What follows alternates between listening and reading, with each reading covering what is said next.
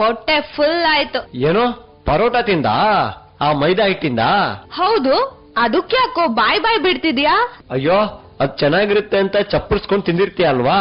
ಆದ್ರೆ ಇಲ್ಲಿ ಕೇಳು, ಅದು ಬಾಯಿಗೆ ಎಷ್ಟು ರುಚಿನೋ ದೇಹಕ್ಕೆ ಅಷ್ಟೇ ಡೇಂಜರು. ಅದ್ಯಾಕೋ ಹಾಗಂತೀಯಾ? ಹ್ಞೂ ಕಣೆ, ನೀನ್ ಹೀಗೆ ಮೈದಾದಿಂದ ತಯಾರಾಗಿರೋ ಆಹಾರ ತಿಂತಾ ಇರೋ ಒಂದಿನ ಫುಲ್ ಡುಮ್ಮಿಯಾಗಿ ಹೋಗ್ತೀಯಾ. ಒಬೆಸಿಟಿ, ಗ್ಯಾಸ್ಟ್ರಿಕ್ ಶುರುವಾಗುತ್ತೆ.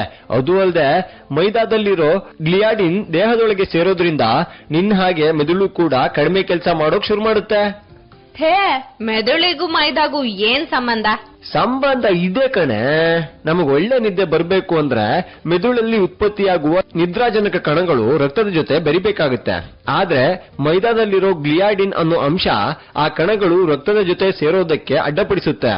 ಬರೀ ಮೆದುಳಷ್ಟೇ ಅಲ್ವಮ್ಮ, ಮೈದಾದಲ್ಲಿರೋ ಕೊಬ್ಬಿನಾಂಶ ಹಾಗೂ ಟ್ರೈಗ್ಲಿಸರೈಡ್ಗಳು ನಮ್ಮ ಹೊಟ್ಟೆನೂ ಕೆಡಿಸುತ್ತೆ. ಅಯ್ಯೋ, ಅದ್ ಸರಿ, ಮೊದ್ಲು ಈ ಮೈದಾ ಅಂದ್ರೇನು, ಅದನ್ನ ಹೇಗ್ ತಯಾರಿಸ್ತಾರೆ ಅನ್ನೋದನ್ನ ಹೇಳೋ. ಸರಿ ಕೇಳೋ, ಮೈದಾ ಅಂದ್ರೆ ಇನ್ನೇನು ಅಲ್ಲ, ಗೋಧಿಯಿಂದ ಉತ್ಪತ್ತಿಯಾಗುವ ಆಹಾರ ಪದಾರ್ಥ. ಗೋಧಿ ಹಿಟ್ಟನ್ನ ಚೆನ್ನಾಗಿ ಪುಡಿ ಮಾಡಿ ಅದರಲ್ಲಿರೋ ಫೈಬರ್ ಅಂಶವನ್ನ ತೆಗೆದು ಆ ಹಿಟ್ಟನ್ನ ಮತ್ತಷ್ಟು ನಯಗೊಳಿಸಿ ಮತ್ತೆ ಅದನ್ನ ಶುದ್ಧೀಕರಿಸ್ತಾರೆ. ಗೋಧಿಯಲ್ಲಿರೋ ಎಲ್ಲಾ ಸತ್ವಗಳು ಹೋದ್ಮೇಲೆ ಆಗೋದೆ ಮೈದಾ.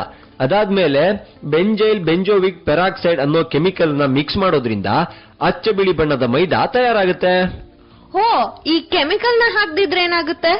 ಹಾಕ್ದಿದ್ರೆ ಕಣ್ಸೆಳೆಯೋ ಬಿಳಿ ಬಣ್ಣದ ಬದಲು ಹಳದಿ ಬಣ್ಣಕ್ಕಿರ್ತಿತ್ತು ಅಷ್ಟೇ. ಆದ್ರೆ ಈ ಬೆಂಜೋಯಿಕ್ ಪೆರಾಕ್ಸೈಡ್ ಏನಿದೆ ಅದನ್ನ ಹಾಕೋದ್ರಿಂದಲೇ ಅರ್ಧ ಕಾಯಿಲೆ ಬರುತ್ತವೆ ಕಣೆ. ಡಯಾಬಿಟಿಸು, ಹೃದಯ ಸಂಬಂಧಿ ಕಾಯಿಲೆಗಳು, ಮೂತ್ರಾಂಗಗಳಲ್ಲಿ ಕಲ್ಲುಗಳಾಗೋದು, ಇಂಥ ಸಾಕಷ್ಟು ಸಮಸ್ಯೆಗಳು ಎದುರಾಗುತ್ತವೆ. ಓಹೋ, ಅದ್ ಸರಿ, ಈ ಮೈದಾ ಹಿಟ್ಟನ್ನ ಉಪಯೋಗಿಸಿ ಮಾಡೋ ಪದಾರ್ಥಗಳು ಯಾವ್ಯಾವು ಅಂತ ಸ್ವಲ್ಪ ಹೇಳ್ತೀಯಾ? ಅದನ್ ಬಿಟ್ಟು ಬೇರೆ ಏನಾದ್ರೂ ತಿಂತೀನಿ. ಹಾಗ್ಬಿಟ್ರೆ ಮುಗೀತು ನಿನ್ ಕಥೆ. ಯಾಕೋ ಹಂಗಂತೀಯಾ? ಯಾಕೆಂದ್ರೆ ಬೇಕರಿಯಲ್ಲಿ ತಯಾರಾಗೋ 90% ಪದಾರ್ಥಗಳನ್ನ ಮಾಡೋದೇ ಮೈದಾ ಹಿಟ್ಟಿಂದ. ನೀನ್ ಇಷ್ಟಪಟ್ಟು ತಿನ್ನೋ ಪಿಜ್ಜಾ ಬರ್ಗರ್ದಲ್ಲಿ ಕೂಡ ಮೈದಾ ಇದ್ದೇ ಇರುತ್ತೆ. ಅಯ್ಯೋ ದೇವ್ರೇ, ಹಾಗಾದ್ರೆ ನಾನು ಆಚೆ ಎಲ್ಲೂ ತಿನ್ನೋ ಹಾಗೆ ಇಲ್ವೇನೋ?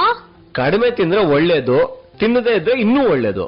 ಈ ಮೈದಾದಲ್ಲಿರೋ ಕೆಮಿಕಲ್ಗಳನ್ನ ಗಮನದಲ್ಲಿಟ್ಕೊಂಡು ಚೀನಾ, ಯುರೋಪ್ ಮತ್ತು ಕೆನಡಾ ರಾಷ್ಟ್ರಗಳಲ್ಲಿ ಮೈದಾವನ್ನ ಸಂಪೂರ್ಣವಾಗಿ ನಿಷೇಧ ಮಾಡಿದ್ದಾರೆ, ಗೊತ್ತಾ? ಹೌದೇನೋ? ಇಷ್ಟೆಲ್ಲಾ ಅಪಾಯಗಳಿದ್ರು ನಾವು ಇದನ್ನ ಬಳಸ್ತಿದೀವಲ್ಲ, ಇದನ್ನ ಮಕ್ಳಿಗೂ ಬೇರೆ ಕೊಡ್ತಿದೀವಲ್ಲ, ತಪ್ಪು ತಾನೆ? ಹ್ಞೂ ಕಣೆ, ಇನ್ಮೇಲಾದ್ರೂ ಮೈದಾ ಪದಾರ್ಥಗಳನ್ನ ತಿನ್ನೋದ್ ಕಮ್ಮಿ ಮಾಡು, ಆಯ್ತಾ? ಸರಿ ಕಣೋ, ನಾನ್ ಹೋಗಿ ನಮ್ಮ ಮನೇಲಿ ಇನ್ಮೇಲೆ ಆಚೆ ಕಡೆ ಆಹಾರ ತಿನ್ನೋದ್ ಬೇಡವೇ ಬೇಡ ಅಂತ ಹೇಳ್ಬಿಟ್ ಬರ್ತೀನಿ, ಸರಿನಾ? ಒಳ್ಳೆ ಕೆಲ್ಸ, ಹೋಗ್ಬಾ, ಬಾಯ್. ಮುಂದಿನ ಸಂಚಿಕೆಯಲ್ಲಿ ಮತ್ತೊಂದು ಕಥೆಯೊಂದಿಗೆ ನಿಮ್ಮನ್ನ ಮತ್ತೆ ಭೇಟಿ ಮಾಡ್ತೀನಿ. ನೋಡ್ತಾ ಇರಿ ಸರಳ ಜೀವನ. ಇದು ಮನುಕುಲದ ಒಳಿತಿಗಾಗಿ.